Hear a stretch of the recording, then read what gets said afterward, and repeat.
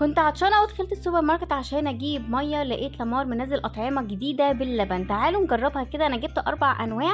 اول واحد ده لبن بالكوكيز يا جماعه. جربته بقى، كان طعمه حلو قوي، كان طعمه عامل زي الكراميل، يعني كان لبن بالكراميل، فبصراحه عجبني، هديله 9 من 10. تاني واحد كان بطعم الموز. جربته بقى يا جماعه، بصراحه كان حلو، بس هو كان مسكر شويه زياده، وكان طعم الموز كان باين فيه، فهديله 8.5 من 10.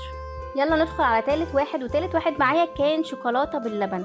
جربته بقى يا جماعه، بصراحه كان طعمه حلو قوي، كان تقيل كده عامل زي السموث كده، فكان حلو جدا جدا، فده هديله 9.5 من 10.